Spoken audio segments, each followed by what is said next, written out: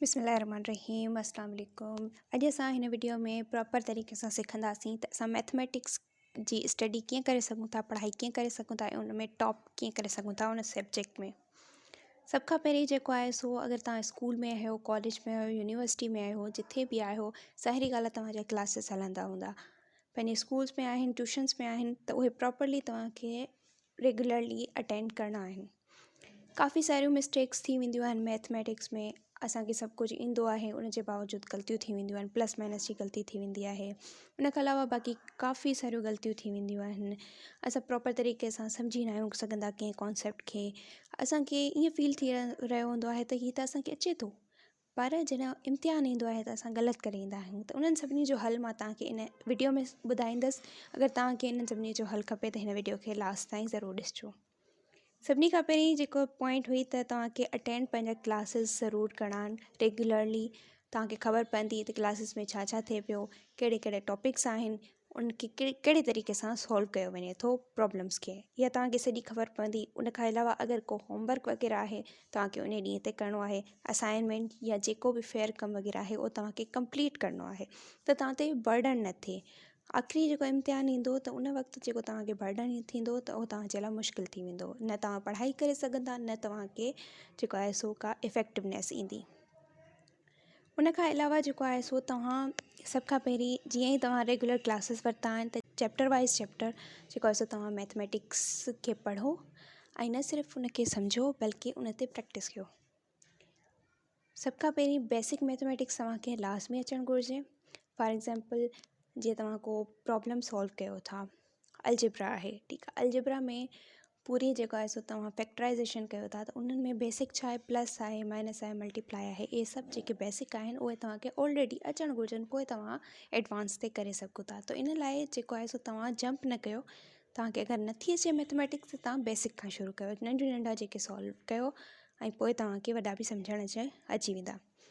ॿी ॻाल्हि आहे त कुझु स्टूडेंट्स अहिड़ा हूंदा आहिनि जेके यूट्यूब तां सिखंदा आहिनि, ठीकु आहे। उन्हनि खे बसि वीडियोज़ ॾिसी छॾियूं, तव्हांखे ख़बर पइजी वई त हा मूंखे अचे थो, पर उहा उन्हनि खे उहा शइ न ईंदी आहे। पेपर में उहा ग़लती करे छॾींदा आहिनि। कुझु हूंदा आहिनि जेके क्लास में सम्झो ऐं चयोसीं त बसि थी वियो, ही त असांखे सम्झ में अचे थो, पर जेको होमवर्क करणु वेहंदा आहिनि या पेपर करणु वेहंदा आहिनि त हुननि खे उहा शइ न ईंदी आहे या ग़लति करे छॾींदा आहिनि। त उनजो हल इहो आहे त तव्हांखे जेका तव्हां ट्यूटोरियल वग़ैरह ॾिसो था यूट्यूब तां या किथां बि ॾिसो था त पहिरीं उनखे तव्हां पाण करे ॾिसो, प्रैक्टिस कयो, पेपर ते कयो। जेको क्लास में वर्क थिए थो उनखे पेपर ते पाण करे ॾिसो ऐं पोइ जेको आहे सो तव्हां प्रॉब्लम्स जेके आहे सो सॉल्व करे सघंदा। जेसीं ताईं तव्हां पेपर ते प्रैक्टिस न कंदा तेसीं तव्हांजी जेको आहे सो भले केतिरी बि अंडरस्टैंडिंग हुजे उहो इफ़ेक्टिव न हूंदी मैथमेटिक्स में।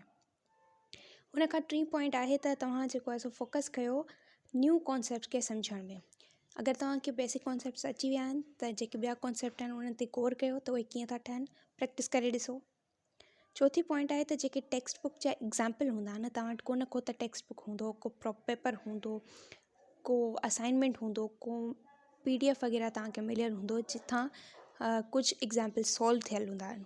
त उन्हनि टेक्स्ट बुक जे जेको एग्ज़ाम्पल सॉल्व थियल आहिनि उन्हनि खे पाण करे ॾिसण जी कोशिशि कयो ऐं कंपेयर कयो त असां कहिड़े तरीक़े सां कयूं था, हिन में कहिड़े तरीक़े सां लिखियलु आहे। पोइ जेको तव्हांखे आसान लॻे उन ते ई प्रैक्टिस वधीक कयो, पर उन्हनि खे सॉल्व लाज़मी कयो। ईअं न आहे त तव्हां उन्हनि खे ॾिसी छॾियो त बसि असांखे अची विया, पर तव्हांखे उन्हनि खे सॉल्व लाज़मी करिणो आहे पंहिंजे पेपर ते। पोइ वरी तव्हांखे चेक करिणो आहे त मुंहिंजी कहिड़ी मिस्टेक आहे।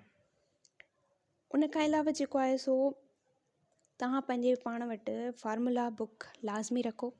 मैथमेटिक्स में जेके बि एडवांस मैथमेटिक्स आहे, 9th मैट्रिक जी आहे, फस्ट ईयर इंटर जी आहे या यूनिवर्सिटी जी आहे, त उन में फार्मूला यादि करणु थोरी हिकिड़ी हूंदी आहे ॻाल्हि त असांखे विसरी था वञनि फार्मूला या ख़बर नथी पए त हिन में कहिड़ो फार्मूलो यूज़ थींदो।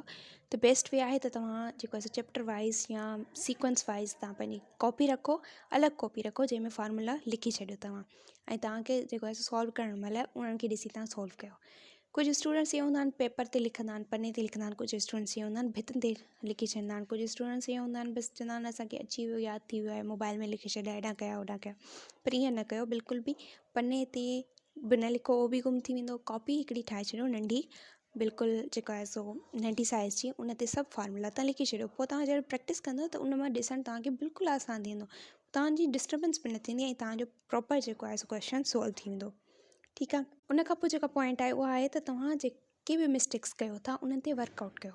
फॉर एग्ज़ाम्पल तव्हां हींअर जेको आहे सो हिकु क्वेश्चन कयो आहे जंहिंमें प्रॉपर तरीक़े सां तव्हां सही पिया हलो, सही क्वेश्चन कयो पिया लाइन बाय लाइन, पर तव्हांखे हिकिड़ी माइनस जी मिस्टेक थी वई, हिकिड़ी जेको आहे सो नंबर जी मिस्टेक थी वई, प्लस में करण में मिस्टेक थी वई, टेबल ग़लति लॻी वियो, त तव्हां हुनखे एनालाइज़ कयो त तव्हांजी छा मिस्टेक आहे, उते लिखी छॾियो त हीअ मिस्टेक आहे, टेबल जी मिस्टेक आहे, माइनस जी मिस्टेक आहे, प्लस जी मिस्टेक आहे।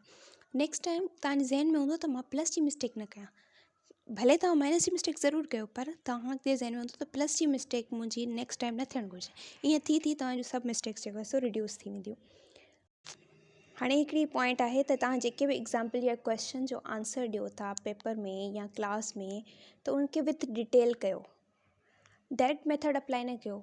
समटाइम्स ईअं थींदो आहे त असां ॿिए कंहिंखे सम्झाईंदा आहियूं पिया त उहो क्वेश्चन असां प्रॉपर तरीक़े सां सही करे वेंदा आहियूं ऐं उन्हनि खे सम्झाए बि छॾींदा आहियूं। असां चवंदा आहियूं त असांखे जेको आहे सो हीअ त फुल अचे पियो, पर्सनली मूंसां ईअं थी चुको आहे, पर असां जॾहिं पेपर में कंदा आहियूं त तकड़ि में डायरेक्ट मेथड करण जी वजह सां असांजी ग़लती थी वेंदी आहे। सो असां जीअं ॿियनि खे सम्झायूं था त ईअं ई जॾहिं असां पाण प्रॉब्लम कयूं था या मैथ्स जो क्वेश्चन कयूं था त उन में असांखे पंहिंजे पाण खे सम्झाइणो आहे, असांखे स्टेप बाय स्टेप करिणो आहे, त पोइ असांखे का ग़लती न थींदी। त इहा हिकिड़ी मेन पॉइंट आहे।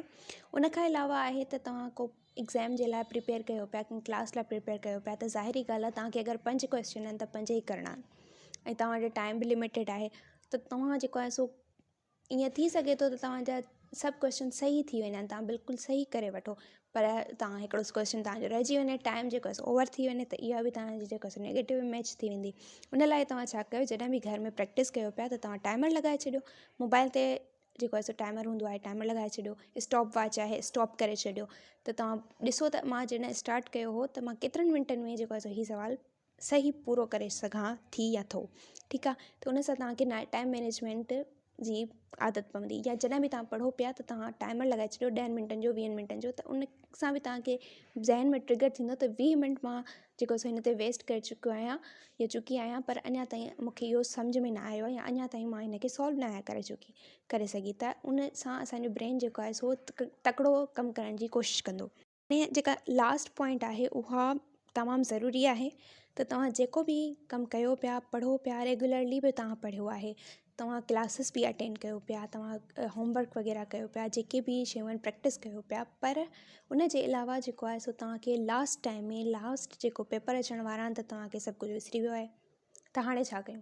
ईअं थींदो आहे, बिल्कुलु थींदो आहे, फार्मूला विसरी विया आहिनि, स्टेप्स विसरी विया आहिनि, ग़लती उहा साॻी थिए पई, त उन लाइ तव्हां छा कयो, वीकली रिवाइज़ कयो। जेके बि हाणे ज़ाहिरी ॻाल्हि आहे क्लास में जेके टॉपिक्स थियनि था उहे टॉपिक्स एतिरा त न हूंदा जो असां नथा कवर करे सघूं, बिल्कुलु 4-5 टॉपिक हूंदा, 4-5 एक्सरसाइज़िस हूंदियूं, उन्हनि खे तव्हां वीकली जेको आहे सो कयो ऐं उन ते पंहिंजी असेसमेंट टेस्ट वठो।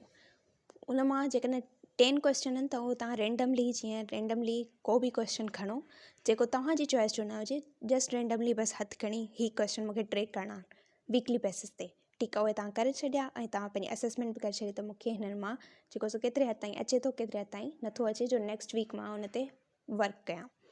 त जेका बि तव्हां स्टडी कयो पिया, मैथ्स हुजे या कहिड़ी बि स्टडी हुजे, तव्हांखे वीकली उनजी रिविजन करणी आहे, त तव्हांखे ख़बर पए त जेको मां पढ़ियो आहे उहो मूंखे दिमाग़ में वेठो आहे या न वेठो आहे।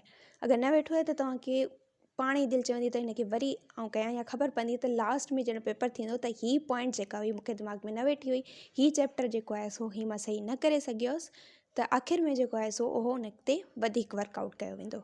त इन तरीक़े सां तव्हांजा जेको आहे सो मैथमेटिक्स जी सोल्यूशन जेको आहे सो प्रॉपर तरीक़े सां थींदी। मैथमेटिक्स में हर टेस्ट में तव्हांजा सुठा मार्क्स ईंदा ऐं एग्ज़ाम्स में बि तव्हांजा सुठा मार्क्स ईंदा ऐं तव्हांखे पाण खे मज़ो ईंदो। Mathematics just like a game, पर अगरि सम्झ में अचे त हीअ सारियूं जेके टिप्स आहिनि उन्हनि खे तव्हां फॉलो कयो त तव्हांखे मैथमेटिक्स सम्झ में बि ईंदी ऐं तव्हां जेको आहे सो सुठा ग्रेड हासिलु करे सघो था। Thank U very much. मुंहिंजे चैनल खे सब्सक्राइब कयो, लाइक कयो ऐं शेयर ज़रूरु कयो ऐं मूंखे कमेंट करे ॿुधायो त नेक्स्ट वीडियो मां छा थी ठाहियां।